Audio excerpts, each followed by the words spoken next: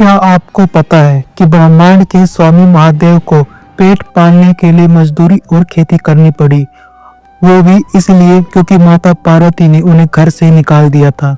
आखिर ऐसी क्या मजबूरी थी कि भोलेनाथ को नंदी के साथ हल उठाना पड़ा, और चतुर जगन्नाथ जी ने कैसे महादेव के साथ खेती का कॉन्ट्रैक्ट करके उन्हें ठग लिया। आज की कहानी आपको हंसाएगी भी और जीवन का सबसे बड़ा सबक भी देगी। चलिए जानते हैं भगवान शिव के किसान बनने की इस अद्भुत लीला को। एक दिन की बात है, कैलाश पर्वत पर सुबह का समय था। चारों तरफ शांति थी। भगवान शिव गहरी ध्यान अवस्था में बैठे थे, लेकिन तभी माता पार्वती वहां आई। उनके चेहरे पर थोड़ी नाराजगी थी और उनके हाथ में एक खाली बर्तन था। माता पार्वती जी बोली, स्वामी, आप तो हर समय ध्यान में बैठे रहते हैं, लेकिन कभी सोचा है कि घर कैसे चलेगा? भगवान शिव मुस्कुराते हुए बोले, देवी, चिंता क्यों करती हो? भस्म है, भांग है, उसी में गुजारा हो जाता है।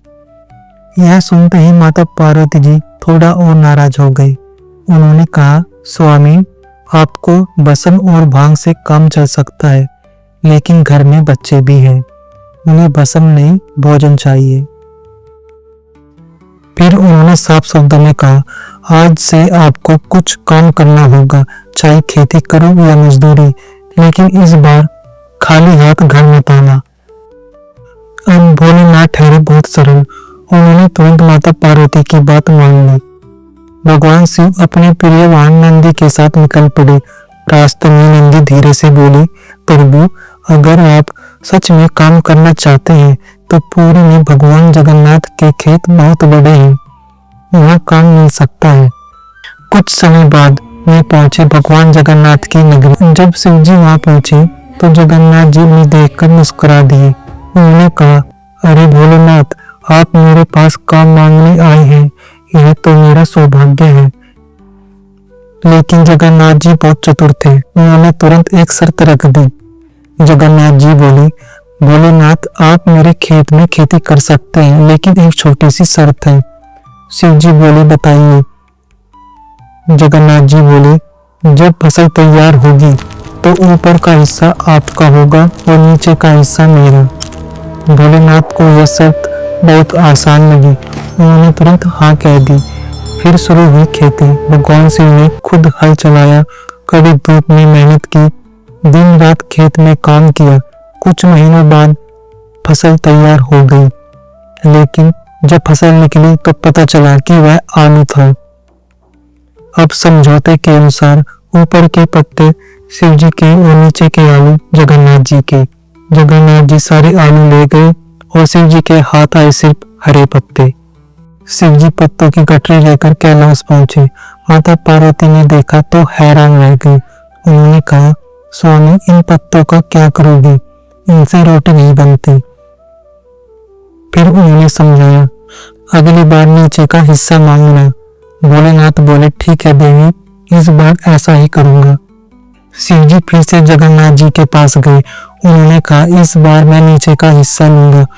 जगन्नाथ जी मुस्कुराए। उन्होंने कहा, जैसी आपकी इच्छा।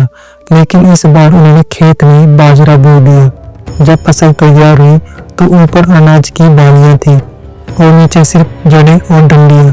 समझौते के अनुसार ऊपर का अनाज जगन्नाथ जी ले गए और शिव जी को मिली नीचे की सूखी जड़ें। भोलेनाथ फिर खाली हाथ लौट आए।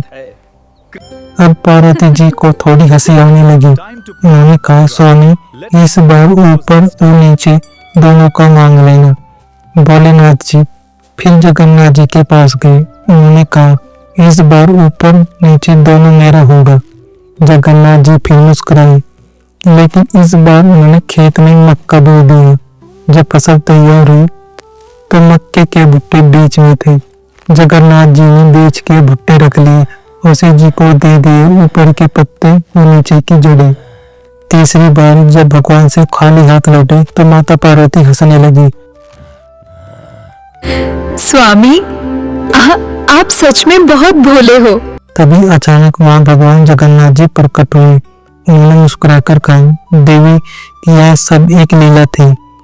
फिर उन्होंने शिव जी को देखकर कहा, भोलेनाथ ने खेत में सिर्फ खेती नहीं की, इन्होंने प्रेम से मेहनत की और सच्चे भाव से किया गया कर्म कभी व्यर्थ नहीं जाता।